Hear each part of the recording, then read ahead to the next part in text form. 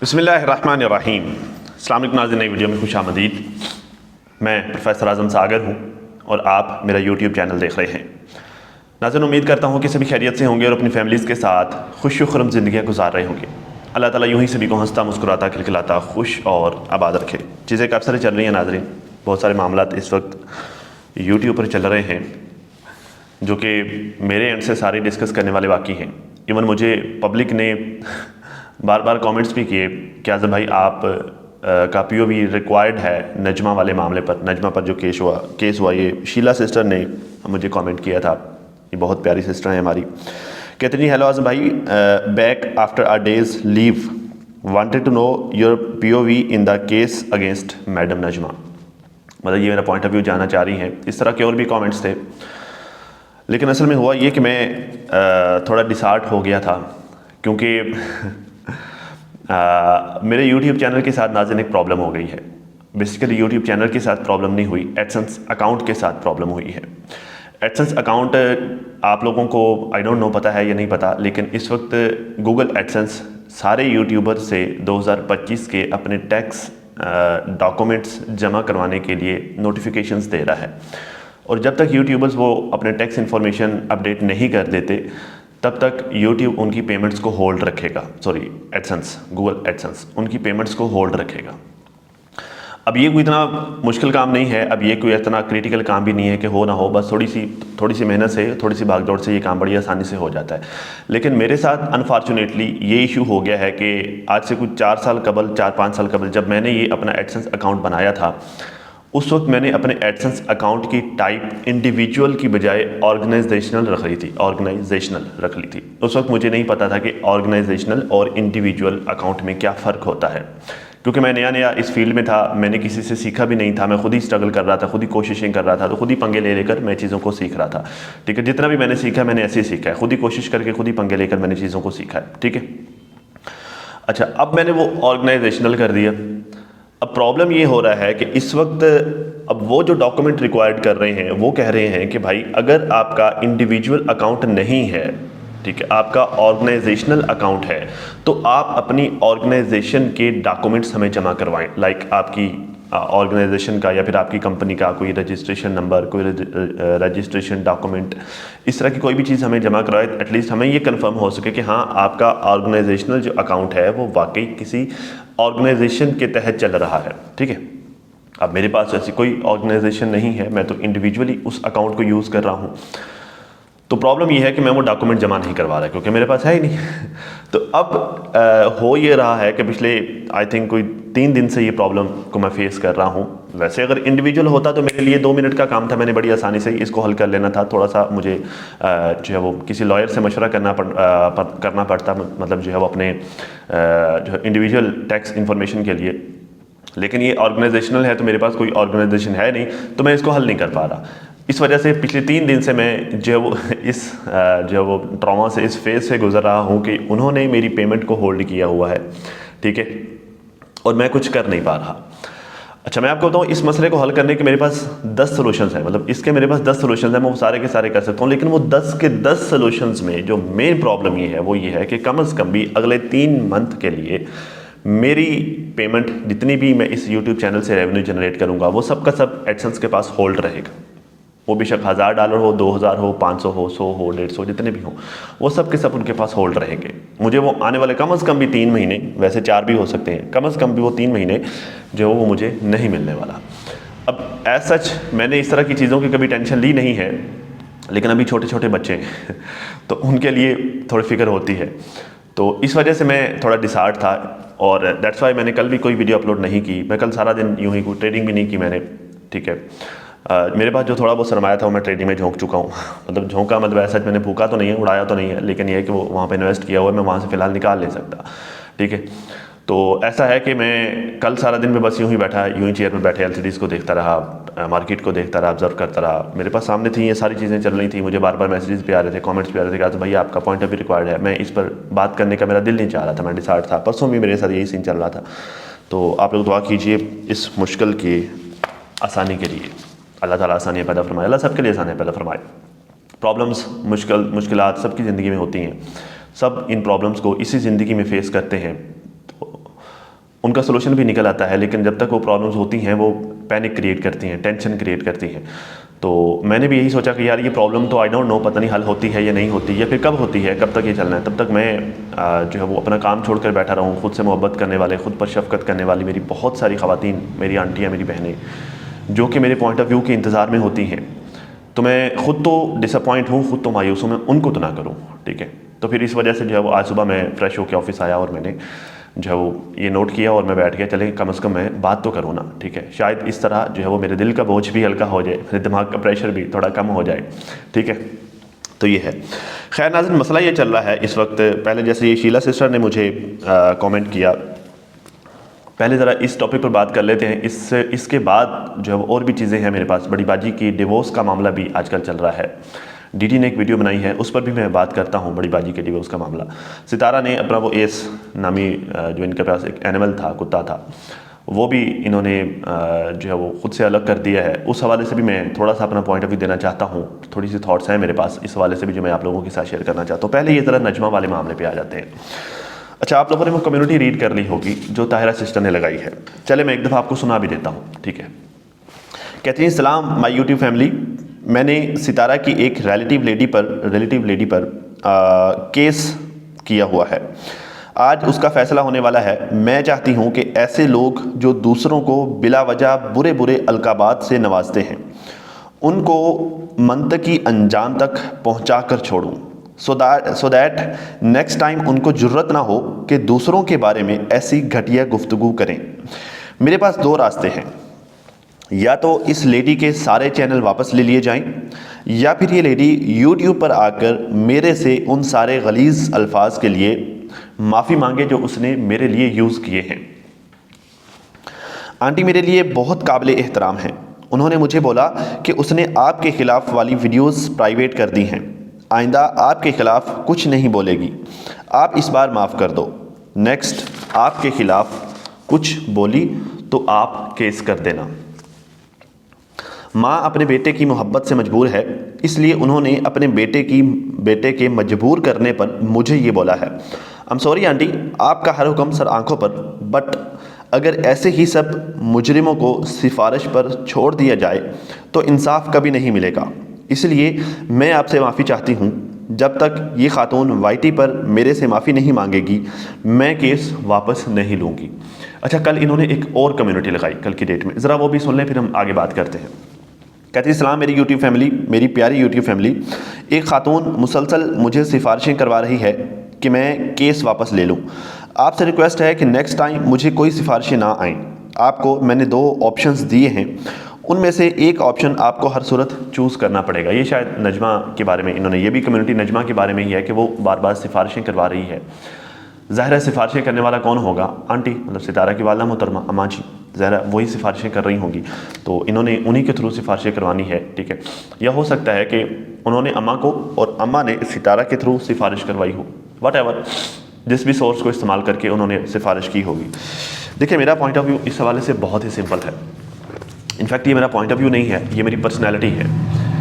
मैं ऐसे करता हूँ मेरी ज़िंदगी में, मैं मेरे ताल्लुकात में, मेरे रिलेशंस में, मेरी कम्युनिटी में जहाँ मैं उठता बैठता हूँ, मैं इस तरह से करता हूँ। देखिए, मेरे लिए सिर्फ वो शख्स इम्पॉर्टेंट नहीं है जिससे मैं प्यार करता हूँ, जिससे मैं मोहब्बत करता हूँ, या मैं जिसका एहतराम करता हूँ।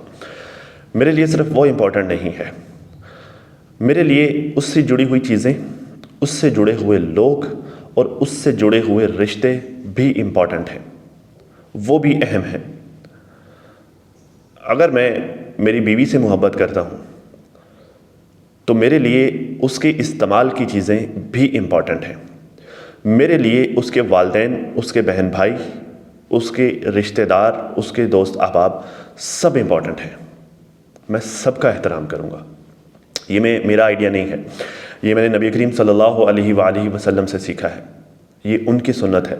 अम्मा खदीजा रज़ियल्लाहु ताला अन्हो की वफ़ात के बाद भी जब उनकी दोस्त अहबाब जब नबी करीम से मिलने आते तो आप उनका एहतराम किया करते थे, आप उनकी खिदमत किया करते थे। ये मैंने नबी करीम सल्लल्लाहु अलैहि वसल्लम से सीखा है। तो बात ये है, पहले मैं नजमा से बात करना चाहूँगा। देखिए बीबी, आप नजमा और फारूक दोनों से बात करना चाहूँगा। आप सितारा से मोहब्बत के दावेदार हैं, आप अम्मा जी से मोहब्बत के दावेदार हैं कि जी हम सितारा से मोहब्बत करते हैं, वो हमारे लिए हमारी बेटियों की जैसी है, हमारी बेटियों की तरह है। ये अम्मा हमारे घर की मालकिन है, अम्मा हमारी ज़िंदगियों की मालकिन है, अम्मा हमारी ज़मीन जायदाद की मालकिन है, ये अम्मा का घर है, अम्मा जब चाहे आए अपना घर हमसे ले ले, अम्मा आए हम पूरे का पूरा अपनी जायदाद उसके नाम करवा देंगे, हम ऐसे कर देंगे, हम वैसे कर देंगे, मैं अम्मा को नया घर बनवा के दूंगा। ये फ़रूक का स्टेटमेंट था। तो बात यह है कि आप अम्मा और अम्मा की बेटी सितारा से मोहब्बत के दावेदार हैं। जब आप किसी से मोहब्बत के दावेदार होते हैं ना, तो फिर आप उस मोहब्बत कुर्बानियाँ मांगती है यार, सीधी सी बात है। आपको अपना गुस्सा कुर्बान करना पड़ता है, आपको अपने जो आपके मुफादात होते हैं वो आपको कुर्बान करने पड़ते हैं, और मैं करता भी हूँ और करना चाहिए भी। मोहब्बत का ये तकाजा है, मोहब्बत कुर्बानी मांगती है, आपको अपना गुस्सा कुर्बान करना पड़ता है। जब आप सितारा और माँ जी से मोहब्बत के दावेदार हैं तो फिर आपको उनसे जुड़े लोगों का एहतराम करना चाहिए। ये पब्लिक जिन्होंने सितारा का जो रूम आपने अपनी बेटी को दिया है, ये पब्लिक ने जो वावेला मचाया कि आपने सितारा का रूम जो आपने सितारा को दिया हुआ था, जिस रूम में सितारा रहती है, आपने वो रूम अपनी बेटी को दिया, तो क्यों दिया? ये पब्लिक ने क्यों मचाया? पब्लिक को क्या फ़र्क पड़ता है वो रूम आप सितारा को दें या ना दें? पब्लिक को क्या फ़र्क पड़ता है उस रूम में सितारा के रहे ना रहे? क्योंकि पब्लिक सितारा से मोहब्बत करती है, इस वजह से पब्लिक को सितारा से जुड़ी हुई तमाम चीज़ों से मोहब्बत है। सितारा ने वो एस जो है वो अपने घर से रुखसत दिया, पब्लिक को मैंने रोते हुए देखा। सितारा का अगर कोई लॉस हो जाता है, पब्लिक को मैं रोते हुए देखता हूँ। क्यों? क्योंकि सितारा पब्लिक से मोहब्बत करती है, पब्लिक सितारा से मोहब्बत करती है। सितारा तो करती है, पब्लिक सितारा से मोहब्बत करती है, तो सितारा से जुड़ी हुई चीज़ों से भी लोग मोहब्बत करते हैं। अब आपको समझ आया मोहब्बत का यह कंसेप्ट? जब आप सितारा से मोहब्बत के दावेदार हैं तो फिर आप सितारा से जुड़े हुए लोग, उसके दोस्त अहबाब, आप उनका एहतराम क्यों नहीं करते? सवाल ये पैदा होता है, क्यों आप उनसे जुड़े हुए लोगों का एहतराम नहीं करते? क्यों आप उनसे जुड़े हुए लोगों को उस नज़र से नहीं देखते जिस नज़र से सितारा देखती है? वो पंजाबी की एक मिसाल है ना, चाहे वो शख्स आपको बुरा लगता हो। मेरे बहुत सारे दोस्त ऐसे हैं, बहुत सारे लोग मेरी ज़िंदगी में ऐसे हैं जो मेरे दोस्तों की दोस्त होते हैं, मुझे वो जहर लगते हैं, लेकिन मैं उनका एहतराम करता हूँ मेरे दोस्त की वजह से। क्यों? क्योंकि मेरा दोस्त को वो प्यारे हैं। मेरी एक ज़ाती सोच है उनके बारे में कि वो मुझे अच्छे नहीं लगते, लेकिन मेरे दोस्त को तो लगते हैं ना। तो मैं मेरे दोस्त की वजह से मैं उनका एहतराम करूँगा, मेरे दोस्त की वजह से मैं उनसे प्यार करूँगा। मेरी ज़ाती सोच वहाँ पर बेशक उसके बारे में जो भी रही हो, लेकिन मेरे दोस्त को खुशी होगी जब मैं उस बंदे को एहतराम दूँगा। तो क्यों ना मैं मेरे दोस्त को वो खुशी दूँ जो मेरे एक बिहेवियर की वजह से, मेरे एक रवैये की वजह से उसको मिलनी है। तो मैं क्यों ना दूँ? मैं दूंगा, क्योंकि मेरे दोस्त की खुशी में मैं खुश हूँ। ये मैं आपको लॉ बता रहा हूँ, लाहा अमल दे रहा हूँ। मोहतरमा, अगर आप सितारा से, आप और आपका हस्बैंड, अगर आप सितारा और अम्मा जी से मोहब्बत के दावेदार हैं, तो आप अम्मा और सितारा की खुशी के लिए सितारा से जुड़े लोगों का एहतराम क्यों नहीं कर सकते? या तो आपको ये बात नहीं पता कि आपको सितारा की खुशी के लिए करना चाहिए, या फिर आपकी मोहब्बत झूठी है। फैसला आपने करना है, क्या सही है क्या गलत है, फैसला आपने करना है। और मैं थोड़ी सी बात ताहिरा सिस्टर से भी करना चाहूँगा। देखिए, अगर आपकी जगह पर मैं होता, आपने कहा ना कि अम्मा जी बार बार मुझे कह रही हैं, सिफारिशें कर रही हैं कि उसने वो वीडियोस डिलीट कर दी हैं, तो आप जो है वो उसे माफ़ कर दें, आप वो केस वापस ले लें। और आपने कहा कि आप नहीं लेंगी, हम सॉरी, मुजरिमों को अगर सज़ा नहीं मिलेगी, मुजरिमों को अगर ऐसे ही मुजरिमों को सिफारिशों पर छोड़ दिया जाए तो फिर जो है वो मसाइल हल नहीं होंगे, फिर मामला हल कैसे होंगे। देखिए, आपकी जगह पर अगर मैं होता तो मैं छोड़ देता, क्योंकि जब आप किसी से ताल्लुक़ बनाते हैं ना, जब आप किसी से दोस्ती करते हैं, तो फिर आपको इतना ज़र्फ रखना चाहिए कि आप अपने दोस्त की बात पर अपनी अना को कुर्बान कर दो। देखिए, मेरी बात कुछ लोगों को बुरी लग रही हो, या शायद ताहिरा सिस्टर आपको भी बुरी लग रही हो, लेकिन आपको पता है मैं आपका एहतराम करता हूँ। शायद आपको आई डोंट नो पता है या नहीं पता, लेकिन मैं आपको ताहिरा सिस्टर कह के डायरेक्ट मुखातिब करता हूँ, इस वजह से कि मुझे आपसे कोई खौफ नहीं है, मुझे आपसे कोई कुदूरत भी नहीं है, मुझे आपसे कोई गिला भी नहीं है, मैं आपसे डरता भी नहीं हूँ, लेकिन मैं आपका एहतराम करता हूँ। मैंने बहुत सारे लोग देखे हैं यार, एहतराम करना ये नहीं होता। मैंने बहुत सारे लोग देखे हैं, अक्सर सितारा के हेटर्स टी सिस्टर कह के मुखातब करें। यार व्हाट टी सिस्टर? क्या है ये टी सिस्टर? क्या है? आप डरते हैं, आप एहतराम करते हैं, आप क्या करते हैं? अपने अपने थॉट्स तो वाजे करो इस बारे से, इस हवाले से। आप सितारा से तो नफरत करते हैं, लेकिन जो सितारा से जुड़ी हुई एक लेडी है, जो सितारा के लिए स्ट्रगल करने वाली, मेहनत करने वाली, कोशिश करने वाली जो लेडी है, उससे आप डरते हैं। ये आपका डर है जो आपको टी सिस्टर कह के मुखातब करने को पर मजबूर करता है। टी सिस्टर नहीं है, वो ताहिरा सिस्टर है। आप डायरेक्ट उनका नाम लेकर, अगर आप बुरे नहीं हैं, अगर आप कोई ज्यादती नहीं कर रहे, अगर आप कोई गलत बात नहीं कर रहे, अगर आप जो है वो गलत अलकाबात से नहीं नवाज रहे, अगर आप उनकी डिसरिस्पेक्ट नहीं कर रहे, तो आप डायरेक्ट ताहिरा सिस्टर कह के भी बुलाएंगे तो वो आपको फैर नहीं मारेगी, वो आपको कुछ नहीं कहेगी, कुछ नहीं करेंगे आपका। बिलीव मी, बुरी खातून नहीं है वो, अच्छी लेडी है वो। अच्छा, मैं आपको आपके एहतराम का बता रहा था कि मैं आपका क्यों करता हूँ। इस वजह से नहीं कि आप सितारा के लिए कोशिश करती हैं या आपने सितारा के लिए भाग दौड़ की, इस वजह से नहीं करता मैं, वो आपने अपनी मोहब्बत में किया, ठीक है। मैं आपकी मोहब्बत का एहतराम करता हूँ, लेकिन मैं आपका एहतराम आपकी ज़ाती शख्सियत की वजह से करता हूँ। देखिए, आप जब से आपने सितारा के लिए कोशिश करना शुरू की, आपने वो केसेस वगैरह सारे मामले किए, वो सारे मामला जो वटएवर जो सारा कुछ आपने किया, ठीक है, इसमें आपको भी आगे से उसके नताइज भी भुगतना पड़े। बहुत सारे लोगों ने आपको गालियाँ भी दी, बहुत सारे लोग, आपकी टीम के लोग भी आपके अगेंस्ट हो गए। मैंने आपकी बहुत सारी अगेंस्ट आपके लाइव सेशन भी देखे जिसमें आपको भर भर कर गालियाँ दी जा रही थी। वहाँ पर मैं ये, क्योंकि मैं जो वो पिछले 2-3 साल से यहाँ पर ये ख़वातीन की आपस की जो कंट्रोवर्सीज होती हैं, जो लड़ाइयाँ झगड़े होते हैं, मैं वो देख रहा हूँ, ठीक है। तो वहाँ पर मुझे ये था कि आप बदले में आप भी वैसा ही रिएक्ट कर देंगी, लेकिन आपके रिएक्शन ने मुझे मुतासर कर दिया कि आपने बहुत जो है वो क्या कहते हैं, समझदारी से और आपने बड़े तरीके से उन सारे मामलात को डील किया। आपने पब्लिक को भी खुद से मुतनफ़र नहीं होने दिया, आपने सितारा के साथ अपना रिश्ता भी बचाया, ठीक है।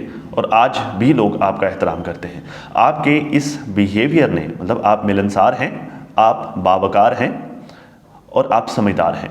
आपके इस अमल की वजह से, आपके इन सब खसूसियात की वजह से मैं आपका एहतराम करता हूँ। बाकी आपने सितारा के साथ जो किया, वो सारी बातें जो सितारा की वजह से आपने, मतलब सितारा के लिए जो आपने किया, वो आपने अपनी मोहब्बत में किया, उसका आपको क्रेडिट तो मिलना चाहिए, ज़ाहिर है, ठीक है, लेकिन उस वजह से मैं आपसे मुतासर नहीं हूँ, ठीक है। तो खैर, मैं ये बता रहा था कि देखें, जब आपसे अम्मा ने एक बात कही ना, अम्मा ने आपसे सिफारिश की, तो मैं कहता हूँ कि मैं ये कह रहा हूँ कि आपकी जगह पर मैं होता तो मैं माफ़ कर देता। आगे जो भी है, जैसा भी है, वटएवर उसने जो भी किया, मैं देखता ही ना। क्यों? क्योंकि मैं इस बात को समझता हूँ, जैसे हमारी पंजाबी की एक मिसाल है ना, पंजाबी की एक मिसाल है कि कुत्ते तेरा नहीं, तेरे मालिक का मुँह मार दे। तो बात यह है कि वो बंदा क्या है, वो क्या कर रहा है, डजेंट मैटर। मैटर ये करता है कि हमें कौन कह रहा है, हमें, हमारे पास कौन आया है, आया कि हम हमारे पास चल के आने वाले बंदे का एहतराम करते हैं या नहीं करते, उस बंदे की वैल्यू क्या है। हमारा एक्शन, हमारा नेक्स्ट मूव वो डिसाइड करेगा उस बंदे की हमारी नज़र में क्या वैल्यू है, हम उसकी क्या कीमत लगाते हैं। समझ रहे मेरी बात को? तो अगर अम्मा आपकी जगह पर मुझसे कोई बात करती, तो लिटरली मैं जो है वो देखता ही ना कि उस बंदे ने क्या किया है, क्या नहीं किया। मैं अम्मा के कहने की वजह से मैं पीछे हट जाता। माफ़ करना या ना करना एक अलग बात है, लेकिन मैं अम्मा की बात को वैल्यू देता।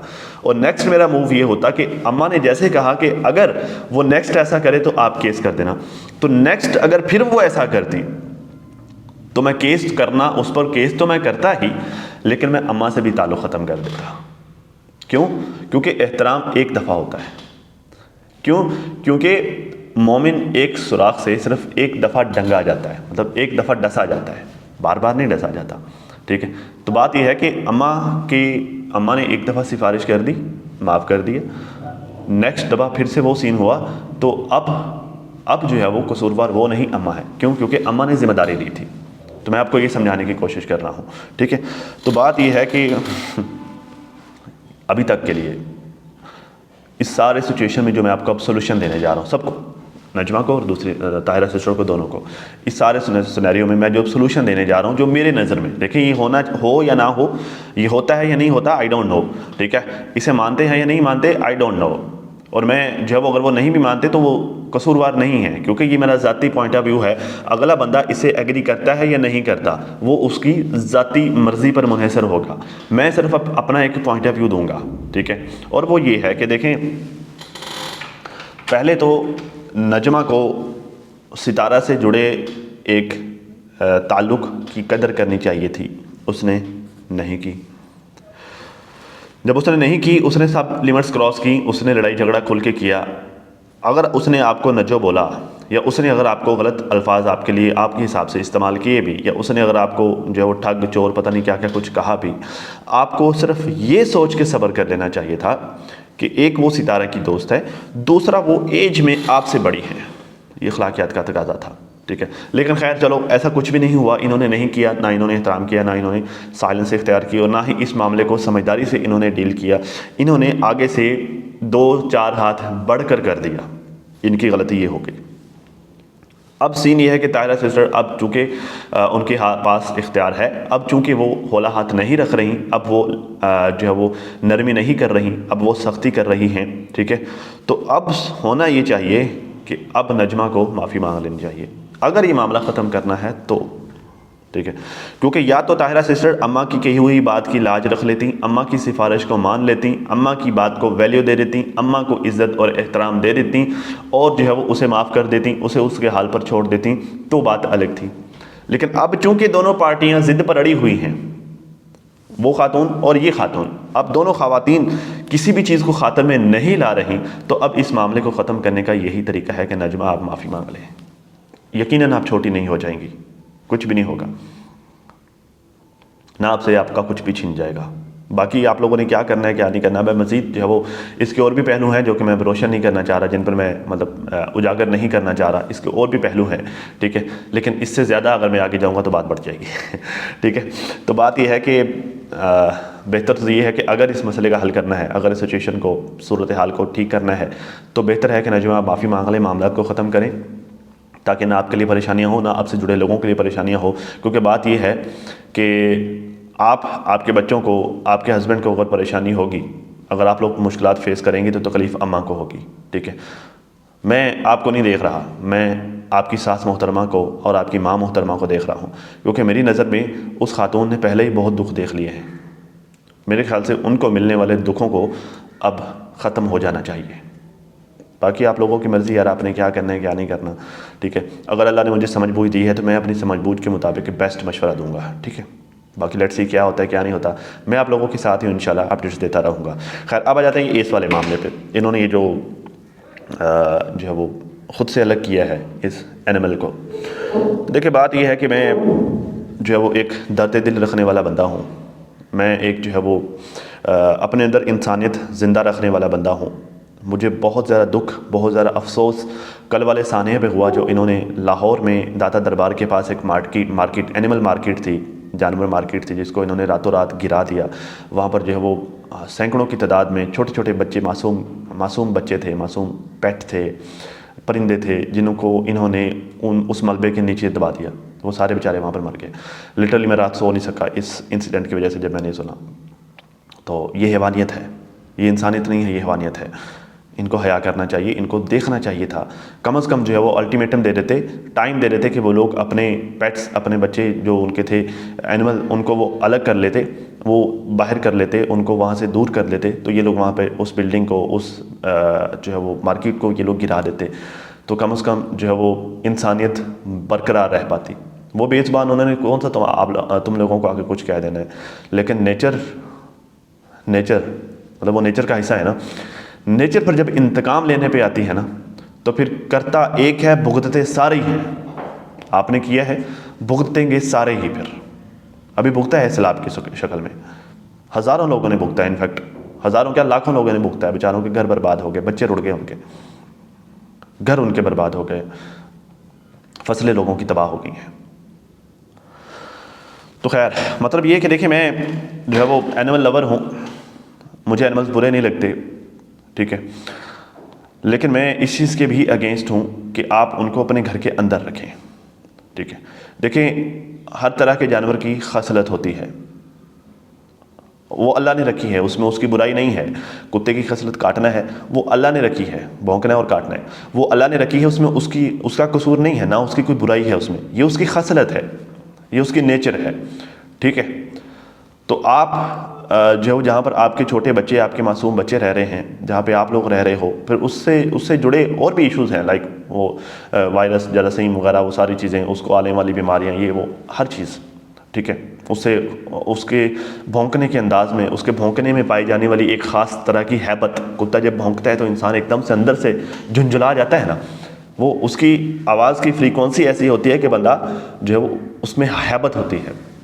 ठीक है, तो इंसान के अंदर जब बैठ जाने वाला वो परमानेंट खौफ, वो सारी चीज़ें, ठीक है, उन सारी चीज़ों से बेहतर है कि आप उसे घर से अलग रखें, घर से बाहर रखें। आप प्यार करें, आप उसकी खिदमत करें, आप उसके रिज़्क़ का इंतज़ाम करें, अल्लाह आपके रिज़्क़ का इंतज़ाम करेगा। आप उससे प्यार करें, अल्लाह आपसे प्यार करेगा।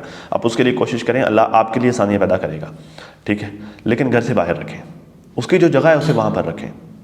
ठीक है, तो मैं तो कम से कम इस चीज़ को अप्रिशिएट करूँगा कि ठीक किया आपने उसे अपने घर से अलग करके।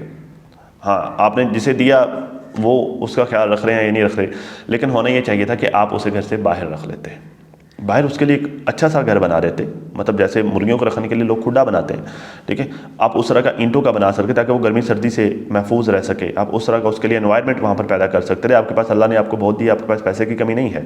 अगर आपको 50-60 हज़ार खर्चा कर देते तो इससे कुछ भी नहीं होना था। 50-60 हज़ार में उसके लिए एक बेहतरीन सा घर, जहाँ पर आप वो सब्जियाँ वगैरह आप लगा रहे हैं, उधर एक अच्छा सा पोर्च है आपके पास, अब वहाँ पर उसके लिए खुला हवादार जो, जहाँ पर वो चल फिर भी सकता, खुला रह सकता है, उस तरह का इन्वायरमेंट उसके लिए पैदा कर सकते थे। घर से बाहर रख लेते, उससे आपके बच्चों का शौक़ भी पूरा हो जाता, आप लोगों का शौक़ भी पूरा हो जाता, उसके इज़्ज़त एहतराम, मतलब उसका ख्याल भी हो जाता, उससे प्यार भी हो जाता, उसको घर भी मिल जाता, वो आपसे दूर भी ना होता। इस तरह की बहुत सारी चीज़ें हो सकती थी। लेकिन खैर, आपने जो किया ठीक किया, जो आपको मुनासिब लगा आपने वो किया। अब आ जाते हैं बड़ी बाजी के डिवोर्स वाले मामले पर। डीडी ने थोड़ी देर पहले, मैंने डीडी की वीडियो देखी है जिसमें वो बता रहा था कि उसके सूत्रों की तरफ से इंफॉर्मेशन मिली है। अब ये इसने कोई एक नई टर्म ईजाद कर दिया कि सूत्रों के अनुसार सूत्रों की तरफ से उसको कोई इन्फॉर्मेशन मिली है कि बाबा जी का ये कहना है कि अगर उसकी बेटी पर केस होता है, अगर उसकी बेटी को कुछ होता है, उसके अगेंस्ट कोई कार्रवाई होती है, तो फिर बड़ी बाजी को डिवोर्स हो जाएगी। मतलब अपने तीन बाबा जी जो है वो ब्लैकमेल करने की कोशिश कर रहे हैं अम्मा को, मतलब अपनी बीवी को बाबा जी ब्लैकमेल करने की कोशिश कर रहे हैं। असल में ये होता है कि ऐसे देखें, जो है वो आमतौर पर इन लोगों के यहाँ ये होता है, और भी बहुत सारे लोगों के यहाँ ये होता है, लेकिन मतलब ये एक तबका है, सराइकी तबका, सराइकी बोलने वाले लोग, ये एक तबका है। बहुत सारे लोग अब ऐसा नहीं करते, बहुत सारे लोग करते हैं। बहुत सारे लोगों के नज़दीक ये सिक्योरिटी है, वट्टा सट्टा, रिश्ता देना है, रिश्ता लेना है। अगर आपने रिश्ता लेना है तो आपको रिश्ता देना भी पड़ेगा। ठीक है, इन लोगों ने वट्टे सट्टे के तहत रिश्ते किए हुए हैं। मतलब इन्होंने सलमा का रिश्ता दिया, बड़ी बाजी का रिश्ता दिया, और जो है वो नजमा का रिश्ता लिया। ठीक है, साथ में जो है वो आपस में रिश्तेदारियाँ, क्योंकि आशा का रिश्ता भी लिया। ठीक है, और फिर जो है वो इस तरह इन्होंने आपस में रिश्तों की लेन देन की, मतलब ये वट्टा सट्टा हो जाता है। ठीक है, बहुत सारे लोगों के यहाँ नहीं है, बहुत सारे लोग अब इन चीज़ों से निकल आए, लेकिन बहुत सारे लोग अभी भी करते हैं। मतलब बहुत सारी चीज़ लोगों के नज़दीक ये ठीक नहीं है, क्योंकि इस तरह अगर अनबन होती है तो फिर घर काफ़ी सारे घर ख़राब हो जाते हैं। किसी एक बच्चे के नहीं, बहुत सारे बच्चों की ज़िंदगियाँ तबाह हो जाती हैं, बहुत सारे ख़ानदान जो है वो बर्बाद हो जाते हैं। ठीक है, लेकिन बहुत सारे लोगों के नज़दीक ये सेफ्टी है कि भाई अगर जो है वो किसी से रिश्ता दिया है या किसी को रिश्ता दिया है, और तो फिर वो जो है वो मोहतात होगा कि भाई हमारा रिश्ता भी दूसरी तरफ है। ठीक है, मतलब देना और लेना है, तो फिर दोनों पार्टियां मोहतात होंगी कि अगर मैं कुछ अनबन करता हूं तो दूसरी पार्टी के पास मेरी बहन या मेरी बेटी भी है, या फिर जो है वो वटेवर जो भी है, मेरी चाची, मेरी ताई, मेरी फूफो, उन लोगों के पास है, तो वो भी उसको घर से निकाल देंगे, वो भी उसके साथ वही करेंगे। मैं अगर अपना घर ख़राब करता हूँ तो मेरी बहन का घर भी ख़राब हो जाएगा। ठीक है, तो ये उनके नज़दीक एक सिक्योरिटी, एक सेफ्टी भी है। ठीक है, लेकिन इन साथ जिसने लड़ना है, जिसने झगड़ना है, जिसने कार्रवाई करनी है ना, मतलब जिसने अपना घर ख़राब करना है, जिसने अपनी औरत पर जुल्म करना है, उसने कर ही देना है। वो नहीं देखेगा कि मेरी बहन का साथ में होता है या नहीं होता। और जिसने एहतराम करना है, जिसने अपना रिश्ता बचाना है, जिसने अपना रिश्ता चलाना है, वो उसको इन सारी चीज़ों की ज़रूरत ही नहीं है कि जी हमने रिश्ता दिया है या नहीं दिया। मैं भी तो, हमारा घर भी चल रहा है अल्हम्दुलिल्लाह, हमने तो कोई रिश्ता नहीं दिया हुआ, लिया ही है, इनफैक्ट 2 लिए हैं हमने। ठीक, लेकिन जो है वो हमारा रिश्ता अल्हम्दुलिल्लाह बिल्कुल ठीक ठाक चल रहा है। तो मतलब जिसने बचाना है, जिसने एहतराम करना है, जिसने खुशी से अपना रिश्ता चलाना है, वो उन चीज़ों का मोहताज नहीं है, ब्लैकमेलिंग का मोहताज नहीं है कि हमने दिया भी हुआ है। लेकिन बहरहाल फिर भी लोग करते हैं, लोग वट्टा सट्टा करते हैं। तो बाबा जी जो है वो ब्लैकमेल भी कर रहे हैं। बाबा जी आपकी ब्लैकमेलिंग बनती नहीं, आपसे अपना घर तो बचा नहीं, अब आप अपने बेटे का घर भी ख़राब करने पे तुले हैं। आपको लगता है कि आपके बच्चे आपकी बात को इतना वैल्यू देते हैं, आपको लगता है कि आपका बेटा 30% आपकी बात को इतना वैल्यू देगा कि वो जो है वो अपनी बहन की वजह से, आपकी बेटी की वजह से, उसकी अपनी गलतियों कोताहियों की वजह से वो अपने घर को आग लगा देगा? आपको लगता है? आई डोंट थिंक सो कि ऐसा होने वाला है। ठीक है, अभी ये न्यूज़ भी कंफर्म नहीं है, ये शायद डीडी ने जो है अपनी तरफ से एक बात छोड़ दी है, क्योंकि ज़ाहिर वो तो सिस्टम के अंदर रह रहा है ना, इनकी रिश्तेदारियाँ ऐसी हैं, लेन देन रिश्तों का लेन देन है, तो वो तो इन सारी चीज़ों को देख रहा है, उसी में पला बड़ा है, तो उसको पता है कि अगर ऐसा कुछ होता है तो फिर ऐसा ऐसा होगा।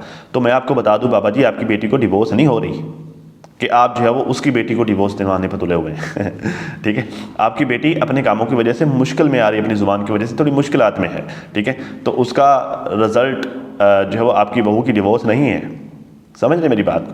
तो बाबा जी आप जो है वो बड़ी उम्र के हो गए हैं, आपको समझदारी से काम लेना चाहिए। अब पता नहीं उन्होंने कैसा स्टेटमेंट दिया भी या नहीं दिया, शायद डीडी ने खुद से एक जो है वो चुल मार दी है। अब आने वाले दिनों में ये चीज़ें भी सामने आ जाएंगी, वाज़ेह हो जाएंगी इंशाल्लाह, जब आएंगी तो फिर हम देख लेंगे। तब तक के लिए नाज़रीन अपना और अपनी फैमिली का बहुत ज़्यादा ख्याल रखिए, और साथ अपनी दुआओं में मुझे भी याद रखिएगा, और अब तो लाजमी याद रखिएगा, मैंने आपको शुरू में प्रॉब्लम बता दी, अपनी दुआ में मुझे भी लाजमी याद रखिएगा। मिलते हैं किसी नई वीडियो में, तब तक के लिए अल्लाह हाफ़िज़।